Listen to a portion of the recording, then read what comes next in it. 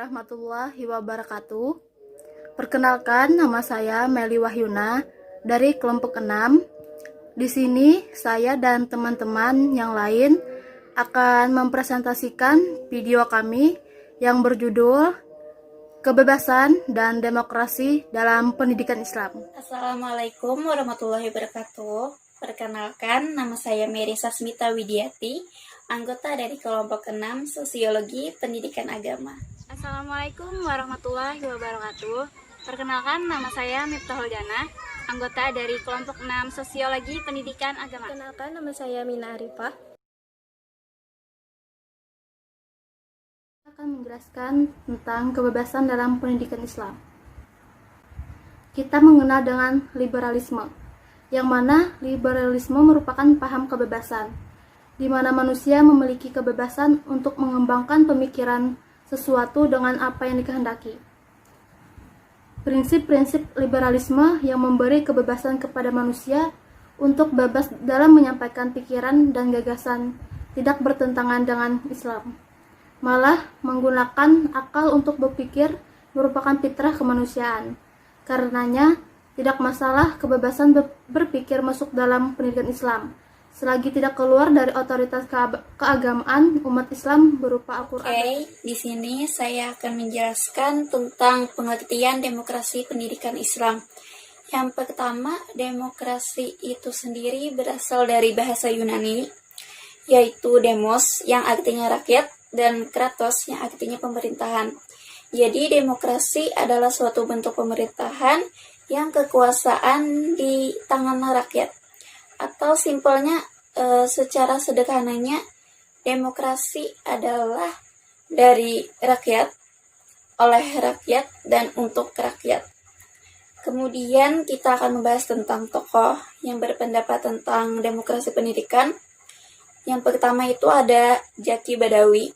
Zaki Badawi ini berpendapat bahwa demokrasi adalah penetapan dasar-dasar kebijaksanaan dan persamaan terhadap individu-individu yang tidak membedakan asal, agama, jenis, dan bahasa. Kemudian ada tokoh yang bernama Febrianto. Nah, Febrianto ini berpendapat bahwa hubungan antara demokrasi dan pendidikan itu bahwasanya pendidikan memberikan kesempatan yang sama kepada setiap peserta didik untuk mencapai tingkat pendidikan sekolah setinggi-tingginya sesuai dengan kemampuannya. Oke, dari definisi yang saya paparkan sebelumnya, dapat kita simpulkan bahwa pengertian demokrasi pendidikan Islam itu adalah suatu pandangan yang mengutamakan hak dan kewajiban serta perlakuan yang sama oleh tenaga kependidikan terhadap peserta didik dalam proses pendidikan Islam tanpa membedakan jenis, asal, agama maupun yang lainnya. Oke. Sekian dari penjelasan dari saya. Wassalamualaikum warahmatullahi wabarakatuh. Baiklah, saya akan melanjutkan penjelasan materi dari teman saya sebelumnya, yaitu C. Dasar-dasar demokrasi pendidikan menurut Islam. Pada dasarnya, Islam memberikan kebebasan kepada individu atau anak didik untuk mengembangkan nilai-nilai fitrah yang ada di dalam dirinya untuk menyesuaikan dengan perkembangan zaman. Islam juga memberikan petunjuk kepada para pendidik sekaligus menghendaki agar mereka tidak mengekang kebebasan individu anak dalam mengembangkan potensi-potensinya yang dibawa sejak lahir. Sebagai acuan pemahaman demokrasi pendidikan Islam tercermin pada beberapa hal, yaitu Islam mewajibkan manusia untuk menuntut ilmu sebagaimana hadis Nabi Muhammad SAW berikut ini. Thalabul ilmi faridatun ala kulli muslimin wa muslimatin, yang artinya menuntut ilmu adalah wajib bagi setiap umat muslimin, laki-laki dan perempuan.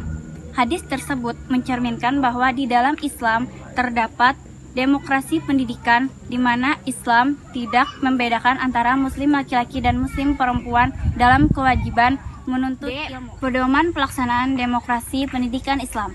Ada beberapa tata krama dalam pelaksanaan demokrasi yang ditujukan bagi anak didik maupun pendidik, yaitu 1. Saling menghargai merupakan wujud dari perasaan bahwa manusia adalah makhluk yang dimuliakan oleh Allah Subhanahu wa taala.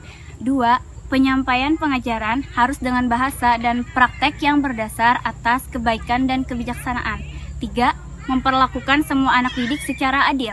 4. Terjalinnya rasa kasih sayang antara pendidik dan anak-anak didik. 5. Tertanamnya pada jiwa pendidik dan anak didik kebutuhan taufik dan hidayah Allah. Bentuk-bentuk demokrasi pendidikan Islam yaitu 1.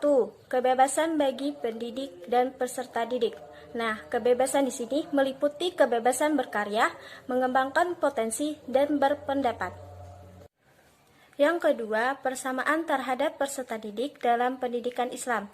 Peserta didik yang masuk di lembaga pendidikan tidak ada perbedaan derajat atau martabat, karena penyelenggaraan pendidikan dilaksanakan dengan tujuan untuk memperoleh pengetahuan dari pendidik. Yang ketiga, penghormatan akan martabat individu dalam pendidikan Islam. Nah, misalnya nih, pendidikan dalam memberikan ganjaran atau hukuman kepada peserta didik harusnya bersifat mendidik, karena dengan cara demikian akan tercipta situasi dan kondisi yang demokratis dalam proses belajar mengajar. Demokratisasi dalam pendidikan Islam. Demokratisasi dalam pendidikan adalah dilaksanakan untuk menyiapkan peserta didik agar terbiasa bebas berbicara dan mengeluarkan pendapat secara bertanggung jawab, dan turut bertanggung jawab, terbiasa mendengar dengan yang baik, dan menghargai pendapat dan pandangan orang lain, menumbuhkan keberanian moral yang tinggi, terbiasa bergaul dengan rakyat, sama-sama merasakan suka dan duka dengan masyarakat. Proses demokratisasi pendidikan dan pendidikan Islam harus mampu mengakses, merespon, dan mengakomodasi kebutuhan-kebutuhan yang diinginkan masyarakat, orang tua, peserta didik, dan pasar sebagai pelanggan dan pengguna produk pendidikan. Sehingga melalui demokratisasi pendidikan akan terjadi proses kesetaraan antara pendidikan dan peserta didik di dalam proses belajar mengajar.